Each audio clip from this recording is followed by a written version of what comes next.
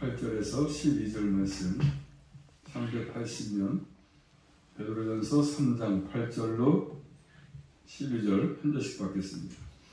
마지막으로 말하노니 너희가 다 마음을 같이하여 채우라며 형제를 사랑하며 불쌍히 여기며 겸손하며 악을 악으로 욕을 욕으로 갚지 말고 도리어 복을 빌라. 이를 위하여 너희가 부르심을 입었으니 이는 복을 유업으로 받게 하려 하심이라. 그러므로 생명을 사랑하고 좋은 날 보기를 원하는 자는 혀를 금하여 악한 말을 그치며 그 입술로 괴유를 말하지 말고 악에서 떠나 선을 행하고 화평을 구하여 이를 쫓으라.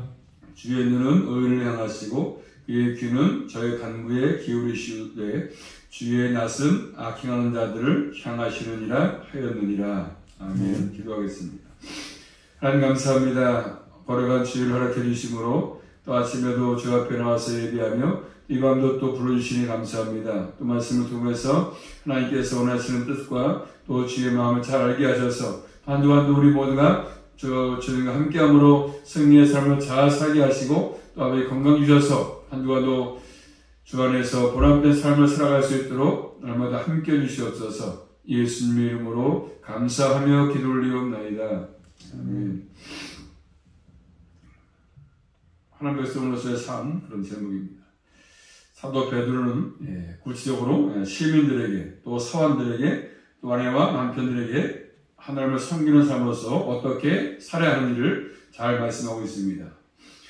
그리고 이제 전체적으로 우리 신자들에게 말씀하고 있는데 하나님의 백성들은 어떻게 살아야 하는 일을 잘 말씀합니다.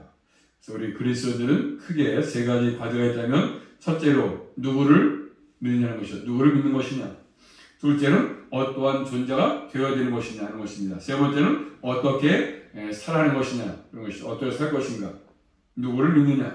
어떠한 존재가 되었느냐. 세 번째는 어떻게 살아가는 것이냐 하는 것입니다. 그래서 우리 그리스도는 항상 신앙과 삶이 일치가 되는 것이 필요하지 않습니까? 신앙 따로 삶이 따로 아니기 때문에 믿음이 좋으면서 생활을 마음대로 하면 또 그건 모순되는 것이고 반대로 그렇죠. 믿음이 없으면서 또 생활을 잘한다면 그것도 문제가 되는 것이죠. 두 가지가 함께 가야 되는 것이죠. 믿음과 우리 삶과 하나가 되어야 되는 것을 성경은 말씀합니다. 불리는 것이 아니기 때문에 믿음이 좋은 것 같은데 존재와 삶이 엉망으로 나타나면 잘못된 것이고 그래서 정상적인 믿음이 아니지 않겠습니까? 항상 믿음이 있으면 행함도 삶도 같이 따라주는 것들이 성경에서 말하는 그런 관점으로 보는 것들이 필요합니다. 그래서 믿음을 어디에 또 뿌리 두고 사는 것이냐 중요합니다. 그 뿌리가 참 중요하기 때문에 그래서 나무 열매를 별기가 아니었습니까? 나무가 있으면 그 나무에서 열매를 맺는 것처럼 사과나무에서 사과를 맺는 것처럼 그런 것이죠. 그래서 사과나무에서 배가 흐르지 않습니다. 이를 위해서 어떻게 사는가 하는 것을 성경을 통해서 가르치고 있습니다. 이 말씀은 일반적인 도덕적인 교훈을 보는 것이 아니라 그래서 항상 우리 신앙이 성숙해지면 인격도 성숙하고 우리의 삶도 더욱더 주님께서 원하시는 요구하시는 삶을 살아갈 수 있는 것입니다. 초기에 베드로가 주님 부르심에 응답한 것은 훌륭한 일이었지만 그렇다고 해서 그 베드로 사도를 처음부터 믿음이 성숙했다 볼 수는 없지 않겠습니까? 아예 또 신앙이 인격이 장성하지 않았고 또 주님의 뜻에 이해가 온전치 않았기 때문에 아직도 그 사람과 베드로 사도를 처음에 부름받아가지고 제자다 이렇게 말할 수가 없는 것이죠. 그래서 우리 예수 믿고 택한 백성들은 이 땅에서 어떻게 살겠습니까? 자, 9절 말씀 보시면 9절 말씀 볼까요? 시작. 악을 악으로 욕을 욕으로 갚지 말고 도리어 복을 빌라. 이를 위하여 너희가 부르심을 입었으니 이는 앞에 2장 9절이요. 2장 9절 택하신 족속이요 왕같은 제사장들이요 거룩한 나라요 그의 소유된 백성이니 이는 너희를 어두운 데서 불러내어 그의 기이한 빛에 들어가게 하신 자의 아름다운 덕을 선전하게 하려 하심이라. 자, 이를 위해서 부름받았다 이렇게 말씀하죠. 어두운 데서 불렀다고 말씀하십니다. 그래서 우리는 항상 예수님의 그런 발짓을 따라서 제자의 삶을 사는 것들이 필요합니다. 크게 해서 세 가지를 말씀하셨습니다. 형제는 오늘 본 말씀 보니까 형제를 사랑하라 8절에 또 두 번째는 악한 행위에 대해서 스스로 갚으려고 하지 말고 악을 그래서 악한 삶에서 도리어 복을 빌라고 말씀하죠. 9절에서는 또 10절과 11절은 혀를 조심해라 이렇게 말씀합니다. 형제를 사랑하고 8절에 또 9절은 악한 행위에 대해서 스스로 갚으려고 하지 말고 오히려 그 사람에 대해서 복을 빌라고 말씀합니다. 그 다음에 세 번째로 혀를 조심하라 이렇게 말씀하죠. 그래서 항상 하나님이 다 보고 계시기 때문에 이렇게 하나님 앞에서 이런 삶으로 서 있는 것들이 필요합니다. 주님의 뜻에 내 삶과 일치시키는 것들이 필요한 것이지 않습니까? 첫 번째, 형제를 사랑하라고 말씀하죠. 형제를 사랑해라. 형제를 사랑하라. 8절 말씀 보시면 마지막으로 말하노니 너희가 다 마음같이 해서 채우라며 형제를 사랑하며 불쌍히 여기며 겸손하며 이렇게 말씀하죠. 자, 먼저 이 말씀은 중심의 교훈을 모여서 형제를 사랑하라는 말씀이죠. 나머지는 형제를 사랑하는 삶을 어디서 살 것인가를 잘 관계되는 것인데, 첫째로 형제를 사랑해라. 사랑한다면 다 마음을 같이 하라는 말씀. 사랑한다면 마음을 같이 해라. 이 영어 성경에는 다른 사람과 함께 조화를 이루어라. 이루면 살라고 말씀합니다. 그래서 마음을 같이 하라고 말씀. 마음을 같이 해야 된다. 서로 마음이 일치가 되어야 된다는 것이죠. 어떠한 마음이 일치가 되어야 되겠습니까?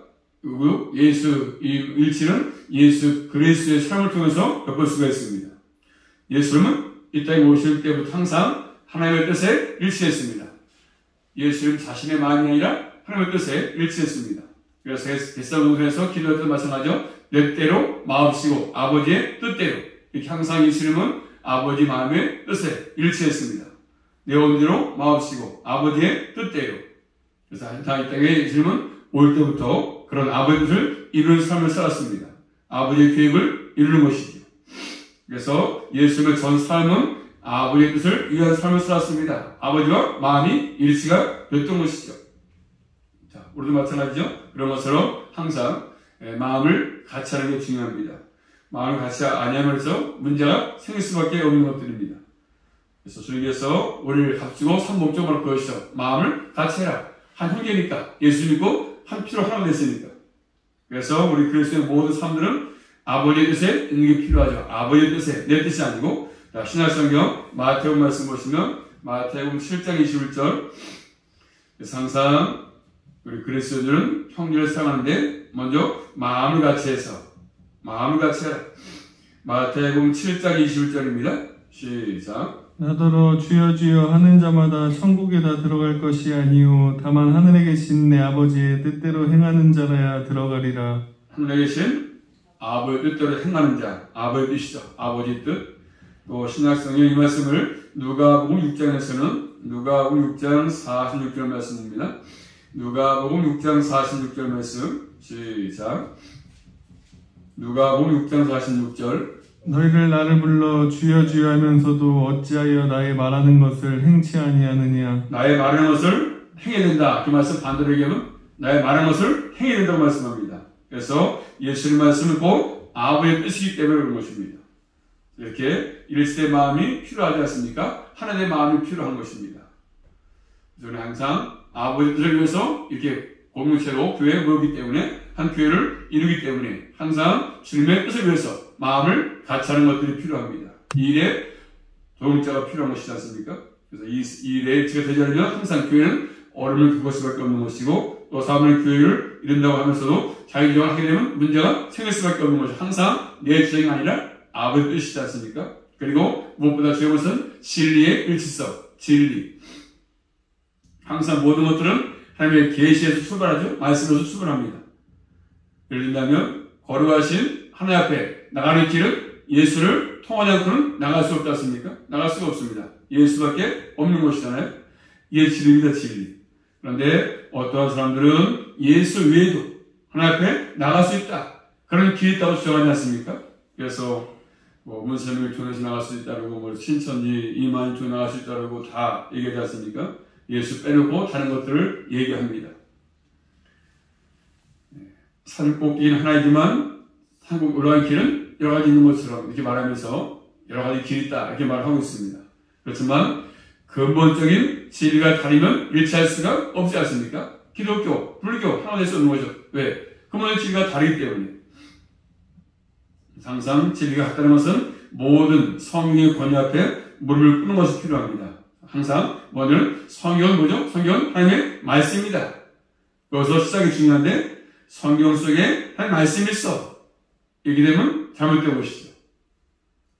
성경은 한 말씀인데 반대로 말씀 속에 성경 속에 말씀이 있다. 이렇게 얘기하면 잘못된 것입니다. 그러면 항상 내 경험을 내세우지 말고 항상 하나님의 뜻에 진리와 함께하는 것들이 필요합니다. 진리에 따라서는 말할 수가 없는 것입니다. 우리 모두는 아버지의 뜻을 위해서 살고 그 앞에 물을 끓는 게 필요합니다. 아버지의 뜻에 물을 끓는 게 필요한데 그리고 그 말씀에 일치가 되고 한마음이 되는 게 필요한데 그렇지만 사는 법은 다양한 것이 있지 않습니까? 다 다릅니다. 사는 방법은.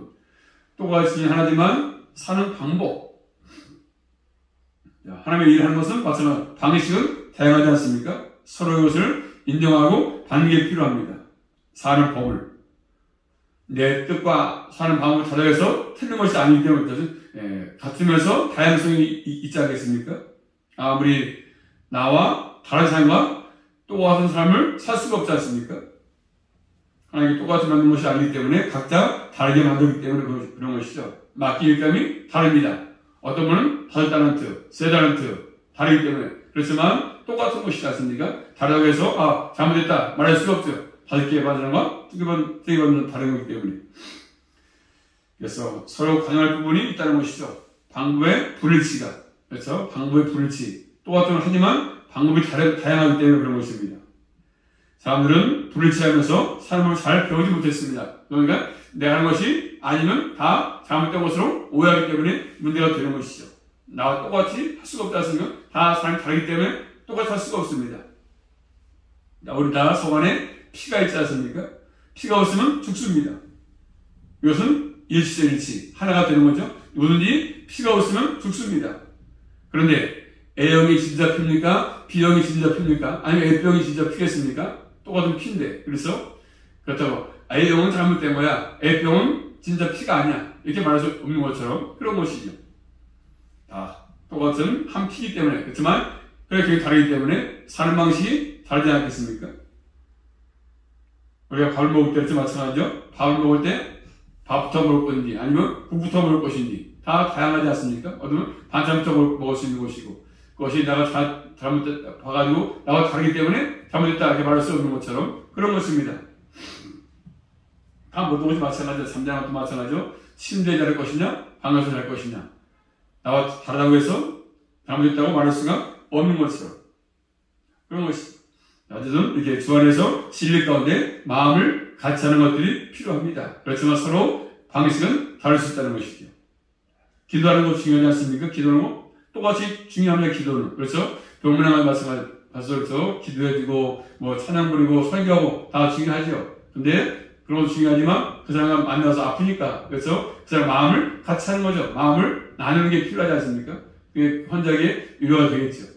뭐 선물을 사가지고 하고 뭐 이런 것도 중요하지만 그 사람에게 서로 아프니까 마음을 나누는 게 필요하죠. 일치된 마음이 필요한 것입니다. 자, 신약 성경 찾아보겠습니다. 마태복음 6장 6절 말씀 보시면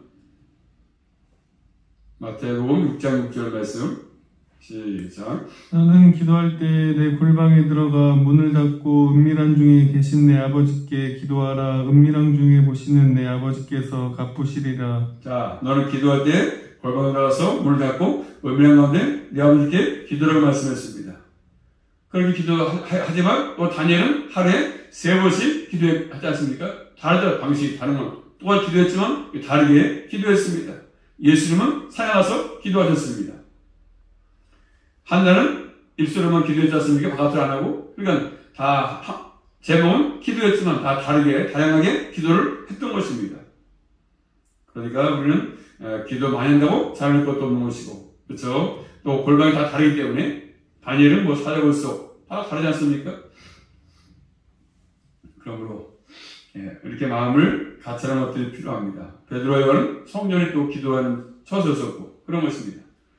바울은 그렇죠. 그리고 자기 또 삶 가운데 기도했던 것이고 또 이렇게 교회에서 일치된 일치와 불일치 이런 것이 필요하기 때문에 다 똑같이 제목이 있지만 한 가지 주제가 있지만 다양하게 하기 때문에 서로 판단하고 정리하고 비방하고 이런 것들은 하지 말라고 말씀합니다. 그래서 형제를 사랑하는 것이 필요하다고 말씀하죠. 두 번째는요, 사랑한다면 또 두 번째, 8절 말씀하니까 두 번째, 불쌍히 여기라 말씀하죠. 불쌍히 여기라. 동정해라, 동정. 마음을 같이 하는 거죠. 같이 느끼는 것입니다.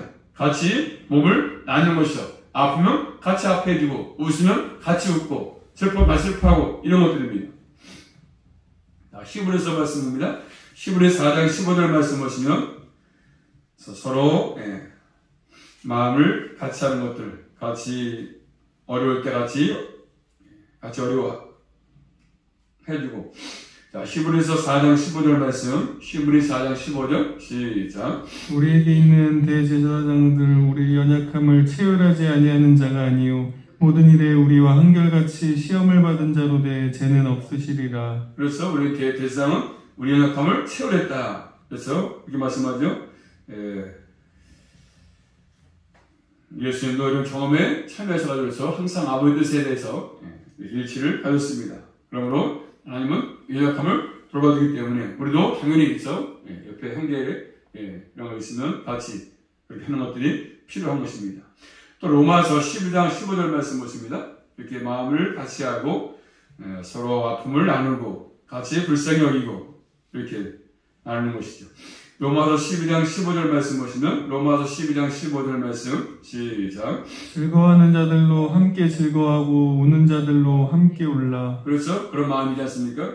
함께 웃어주는 거죠. 함께 같이 슬퍼하는 것입니다. 같이 울어주는 것이지 않습니까? 또 히브리서 10장 34절 말씀하니까 너희가 갇힌 자를 동정해라. 이렇게 말씀합니다. 동정해라 갇힌 자를. 초대교회 때에서 예수님 때문에 핍박이 많을 때 감옥에 갇혔을 때 같이 고난받았으니까 같이 이것을 동참해서 같이 한 가족이 같이 있으니까 무관심하지 말고 같은 아픔을 가지라고 말씀하십니다. 지금은 감옥에 우리가 가지 않지만 예수님 때문에 이제 그래서 예수 안에서 형제가 어디 아플 때 뭐 할 때에서 같이 함께하는 것들이 필요하다고 말씀합니다. 바울이 감옥에 빌보 있을 때에서 빌보 교회는 바울에서 뭐 했습니까? 같이 감옥에 들어가지 않았지만 같이 협력했지 않습니까? 기도했지 않습니까? 자, 한번 찾아볼까요? 빌립보서 2장 25절 말씀 보시면 바울이 오기 갇혔을 때 빌립보 교회는 뭘 했냐 하면 빌립보서 2장 25절 말씀 빌립보서 2장 25절 빌립보서 2장 25절입니다. 시작.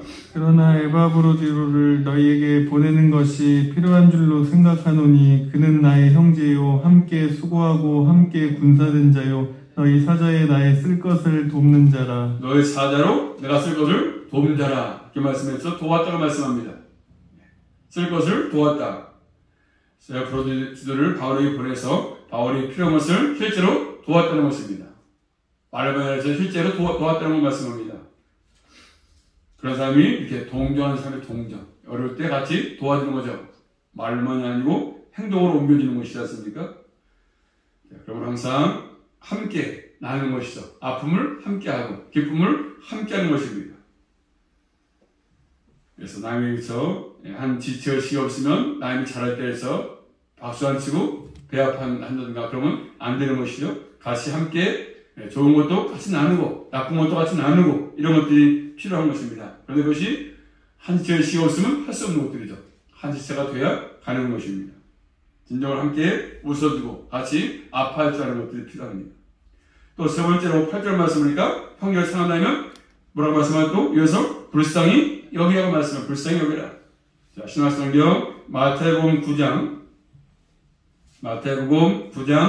3, 6절 말씀 보시면 고통당할 때 그 사람을 이해해주고 또 죄진 상태에서 아픔을 느낄 줄 알고 마태복음 9장 3, 6절 말씀 마태복음 9장 3, 6절입니다. 시작. 우리를 보시고 민망히 여기시니 이는 저희가 목자 없는 양과 같이 고생하며 유리함이라. 예수님의 심정이 않습니까? 예수님께서 좀 우리를 보시면서 민망히 여기시고 불쌍히 여기시고 또 저희가 목자 없는 양같이 고생한다, 유리한다, 기진맥진한다 느꼈던 것이 예수님은.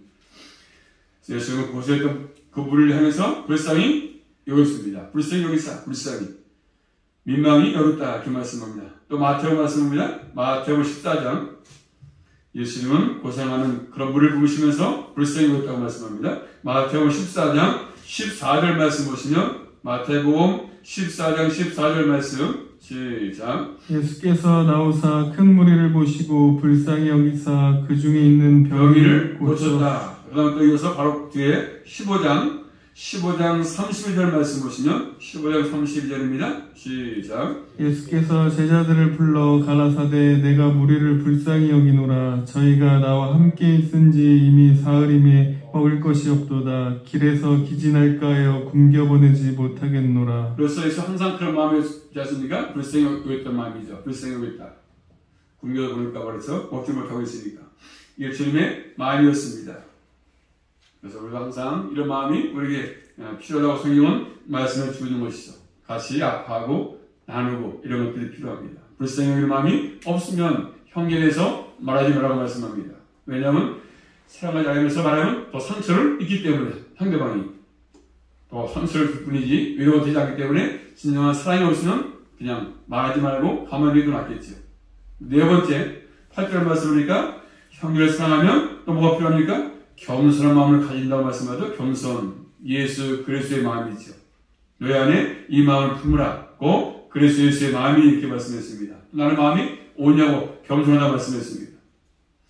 또 예수님이 예루살렘 입성할 때에서 나귀 타고 입성할 때 겸손의 왕으로 입성을 했습니다. 이런 그리스도의 마음이 없으면 항상 교만함이 있는 것이죠. 일부러 교만하면서 겸손한 척 하면 되겠습니까? 안 되는 것이잖아요. 겸손한 척. 자, 신약성경 고린도서 2장 18절 말씀 보시면 일부러 겸손한 채, 교만하면서 겸손한 척.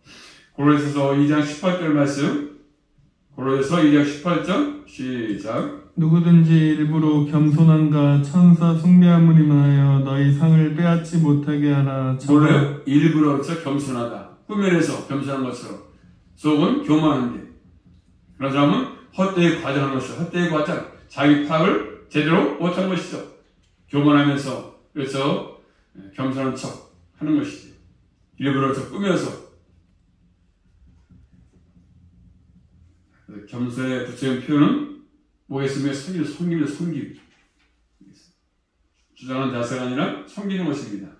판단하는 자세가 아니라, 그래서 섬기는 방법이 아니겠습니까?